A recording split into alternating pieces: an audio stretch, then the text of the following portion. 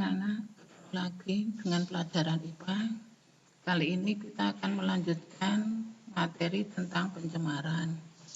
Anak-anak kemarin telah kita pelajari tentang pencemaran air. Pencemaran air ya. Air yang sehat mempunyai ciri-ciri apa kemarin? Bersih, bebas mikroorganisme, tidak berbau, jernih. Kan? Sehingga nanti kalau ditanyakan misalnya air yang sehat secara biologis artinya tidak mengandung kuman penyakit. Air yang sehat secara kemis artinya tidak mengandung zat-zat kimia. Air yang sehat secara fisik yaitu jernih, itu kalau ditinjau dari kandungan zat yang ada di dalamnya. Nah, sekarang kita akan lanjut ke materi berikutnya yaitu tentang pencemaran tanah. Pencemaran tanah. Tujuannya anak-anak dapat mengetahui macam-macam pencemaran tanah, akibatnya, dan dapat mengetahui cara mengatasinya. Itu tujuan dari kegiatan kita kali ini. Nah, sekarang pengertian dulu pencemaran tanah adalah masuknya bahan pencemar ke areal tanah. Bahan pencemar yang kemarin disebut apa? Polutan. Adapun sumber pencemaran tanah itu bisa berupa limbah sampah yang berasal dari limbah rumah tangga, industri, dan pertanian. Nah, anak-anak mempelajari tentang macam-macam sampah itu kalau dapat dibedakan menjadi dua, yaitu sampah organik. Sampah ini dapat diuraikan oleh pengurai menjadi zat-zat sederhana, mineral, gas, dan air, sehingga terbentuklah humus. Contohnya yaitu apa? Dedaunan, hewan, kertas, kayu atau kulit. Adapun yang kedua yaitu sampah anorganik. Sampah ini sulit untuk diuraikan oleh dekomposer atau pengurai. Contohnya besi, aluminium, kaca, dan bahan-bahan sintetik seperti plastik. Kita akan pelajari lebih lanjut tentang pencemaran tanah. Kalau dibedakan penyebabnya, sungguhnya itu kita bedakan menjadi tiga, yaitu limbah domestik, limbah industri, dan limbah pertanian. Kita uraikan, limbah domestik berasal dari pedagang, tempat usaha, hotel, kantor-kantor pemerintah, dan tempat wisata. Ini akan menghasilkan limbah cair, misalnya ada deterjen, oli, cat. Kalau ini dibuang ke permukaan tanah, maka akan meresap ke dalam tanah dan masuk sehingga kandungan air tanah dan dapat membunuh mikroorganisme tanah yang menjaga kesuburan tanah.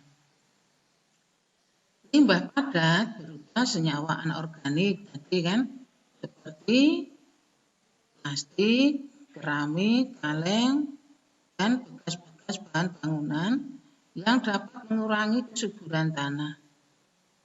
Anak-anak tentu tahu kan, kalau di tanah itu banyak sampah, maka kesuburan tanah akan berkurang.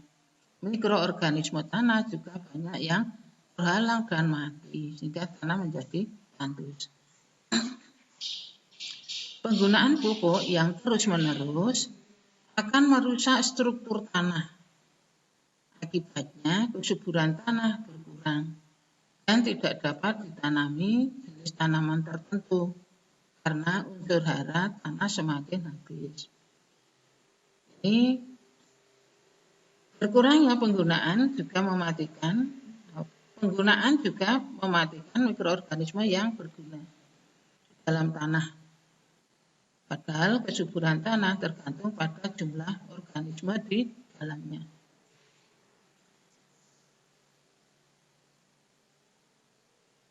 ulang, ini tadi limbah pertanian ya. Jadi limbah yang kedua yaitu limbah pertanian, sudah saya jelaskan tadi di atas. Biasanya yaitu penggunaan pupuk sintetik yang berlebihan. Dan cara yang tidak tepat itulah yang nanti akan menyebabkan kerusakan daripada tanah. Kenapa? Penggunaan pupuk yang terus-menerus, yang sintetik ya, akan merusak struktur tanah. Akibatnya kesuburan tanah berkurang dan tidak dapat ditanami jenis tanaman tertentu karena zat haranya semakin berkurang. Berikutnya penggunaan pestisida, penggunaan pestisida, obat pembasmi juga bisa mematikan mikroorganisme yang berguna di dalam tanah, sehingga tanah menjadi tidak subur karena apa? Mikroorganismenya banyak yang mati. Itu penggunaan obat-obat pembasmi. Jadi ini kurang penggunaan pestisida. Itu dari limbah pertanian. Berikutnya yaitu limbah industri. Berasal dari sisa produk industri, limbah padat dan ada limbah cair. Limbah padat contohnya yaitu sisa pengolahan pabrik gula, ada yang disebut bubur kertas, terus ada rayon, plywood, ada pengawetan ikan, daging, buah dan sebagainya. Kaleng-kaleng tempat pengawetan ikan, daging atau buah. Limbah cair merupakan sisa pengolahan industri, pelapis logam, dan industri kimia lainnya, seperti tembaga, timbal, perak, krom, dan sebagainya. Itu bahan-bahan pencemar yang menyebabkan kerusakan daripada tanah. Ya. Lalu apa dampaknya? Anak, dampak dari pencemaran tanah, misalnya kronium dan herbisida merupakan bahan karsinogenik bagi semua makhluk hidup, terutama manusia. Masih karsinogenik yaitu bisa menimbulkan kanker, pemicu timbulnya kanker. Timbal berbahaya bagi anak-anak. Menyebabkan kerusakan otak dan kerusakan ginjal bagi seluruh organisme. Ya, di sini terutama kembali ke manusia. Raksa dikenal merkuri, anak kemarin sudah merkuri kan, dapat menyebabkan kerusakan ginjal. Jadi nanti bisa masuk melalui pori-pori, terangkut oleh darah, masuk ke ginjal, sehingga akan menyebabkan penyakit ginjal.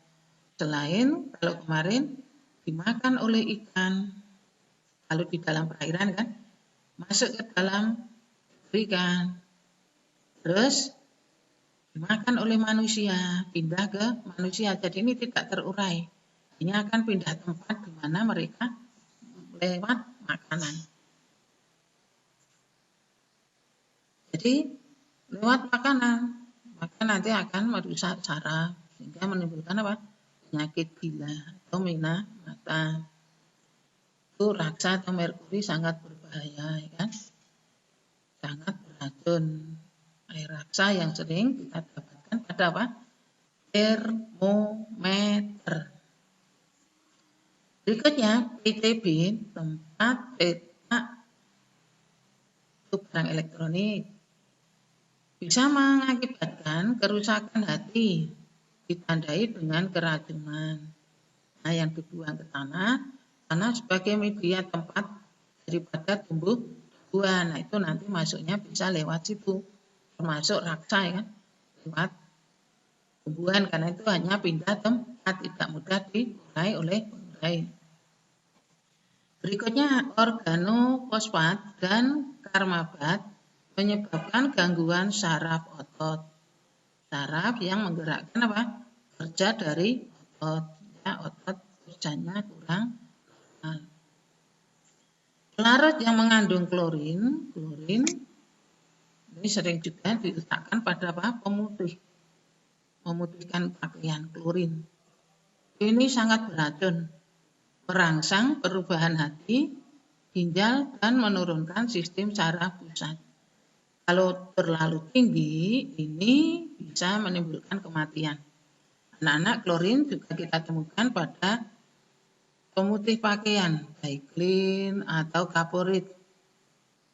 Penggunaannya tidak boleh dicampur dengan bahan pembersih lain, karena itu nanti senyawanya dapat lepas. Kalau terlepas, dihirup oleh manusia, maka mungkin gejala ringannya hanya pusing. Tetapi kalau nanti gejala terlalu berat, itu bisa menyebabkan kematian. Jadi gejalanya sakit kepala, pusing, letih, iritasi mata, dan ruam kulitnya kusam. Kalau dosisnya tinggi menyebabkan kematian. Maka hati-hati anak-anak zat-zat yang mengandung bahan kimia, penggunaannya anak-anak harus pelajari.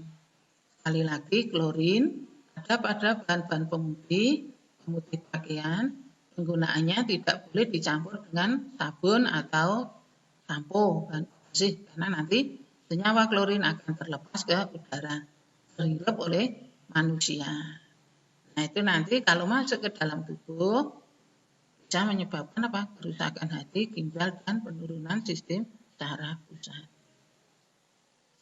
Ini kita lihat tanah yang banyak mengandung sampah.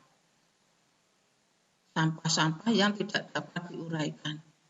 Kira-kira anak-anak tahu apa yang terjadi dengan mikroorganisme di bawahnya? Tentu akan banyak yang mati, sehingga tanah menjadi tandus. Di samping itu, bau yang pengap akan terhirup oleh hidung kita. Gas-gasnya masuk ke dalam tubuh, itu akan menimbulkan penurunan kesehatan. Maka mari anak-anak, sebaiknya bagaimana? Kita pilah-pilah dalam merawat sampah ini. Nah, sekarang ini kita pelajari di bawah. Bagaimana cara menanggulangi penanggulangan pencemaran tanah? 1. Remediasi, yaitu kegiatan membersihkan permukaan tanah yang tercemar. Ini ada 2 macam, yaitu in situ atau on-site dan ex situ off-site. Pembersihan on-site adalah pembersihan di lokasi tempatnya, jadi permukaannya dibersihkan.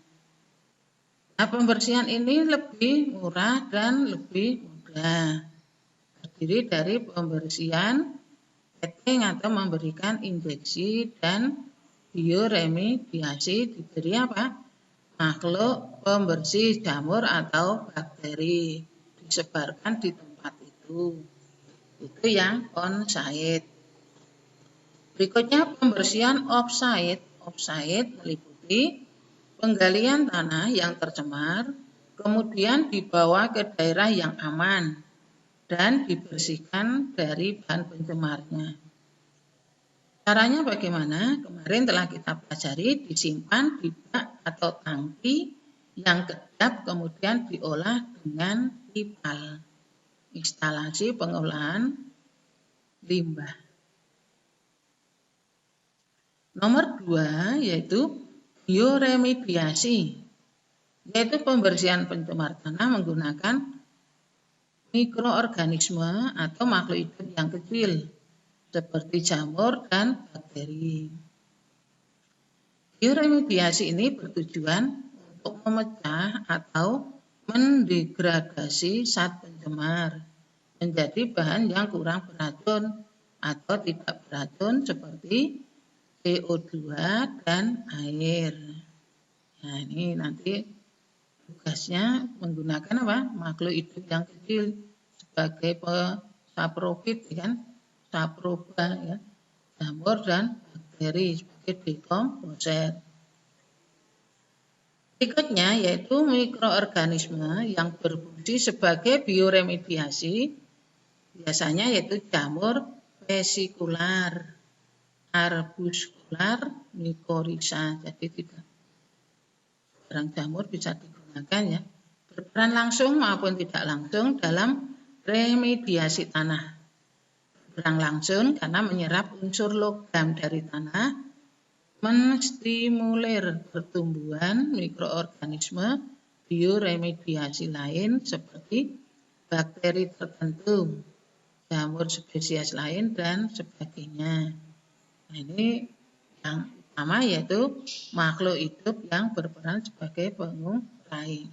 Bisa memecah apa? Memecah dan menyerap racun.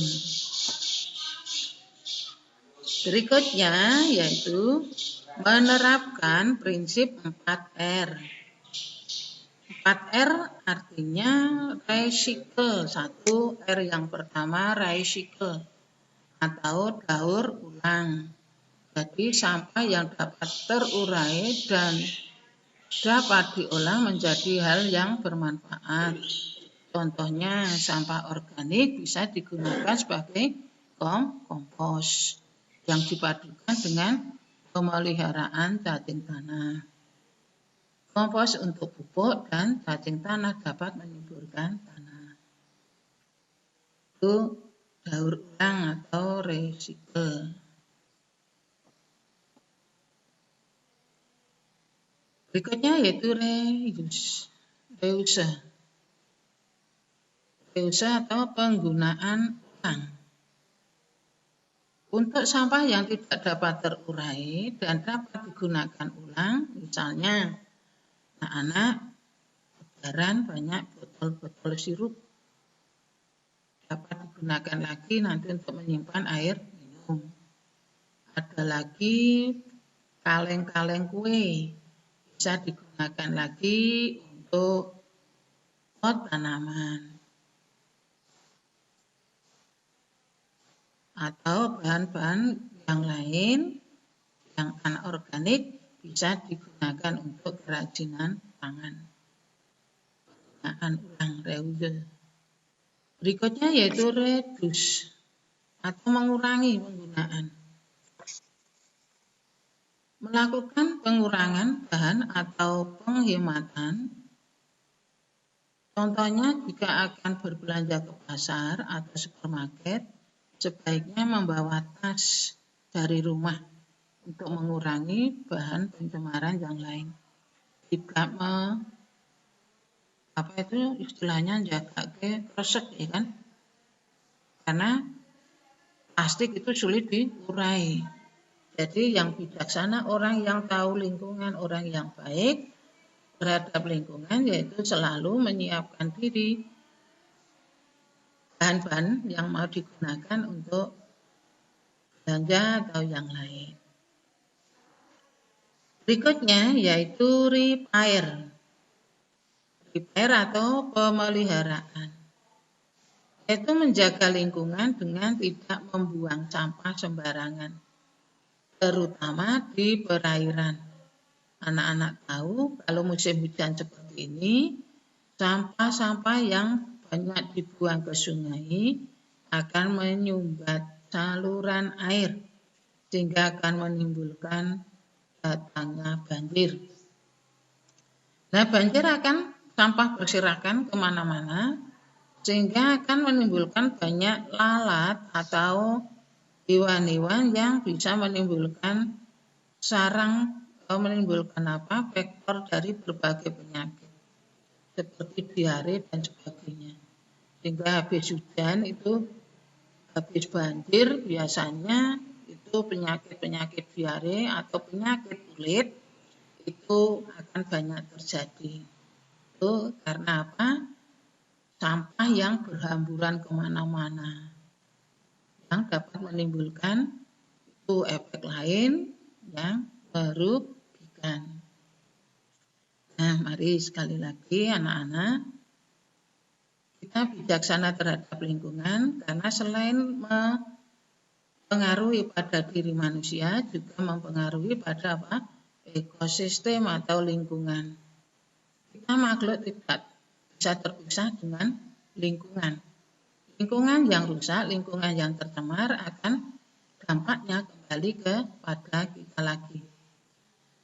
Silakan anak-anak bisa mengamati di media TV atau media YouTube di mana-mana dampak kebanjiran, ya kan?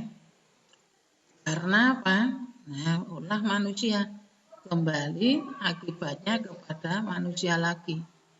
Maka siapa kalau tidak mulai dari diri kita sendiri untuk melakukan lingkungan ini sebaik-baiknya. Nah, mungkin saya kira ini materi untuk pencemaran tanah. Sekali lagi, karena tanah sebagai media utama untuk hidup tumbuhan, jaring-jaring makanan kita masih ingat, dari tumbuhanlah kita mendapatkan apa? Makanan. Tumbuhan akan subur kalau tanahnya subur. Kalau tanahnya tidak subur, maka tumbuhan juga tidak akan menghasilkan hasil yang maksimal, sehingga banyak terjadi kelaparan dan kekeringan karena tidak ada air yang tersimpan oleh akar tumbuhan. Ini akibatnya kan fatal anak-anak. Kalau kita hanya bicara teori, nah itu nampaknya sepele, mudah ya kan? Tapi dampaknya pada lingkungan itu amat besar. Nah, sekian dulu. Kalau kurang jelas, ya tambahan satu sedikit. Anak-anak ini insektisida, misalnya yang sekarang dilarang penggunaannya adalah DDT, dikloro-diphenyl trikloreton. Ini kalau digunakan untuk membasmi serangga, maka nanti akan masuk ke dalam perairan. Air itu akan diserap oleh tumbuhan, maka tumbuhan itu akan mengandung DDT, dimakan oleh manusia, akan pindah ke manusia. Nah, itu akibatnya akan fatal, DDT tidak dapat diuraikan, sehingga bisa akan menimbulkan penyakit pada konsumen yang menggunakan bahan makanan yang mengandung DDT. Sekian dulu, anak-anak. Kita akhiri dengan berdoa. Berdoa mulai. Assalamualaikum warahmatullahi wabarakatuh.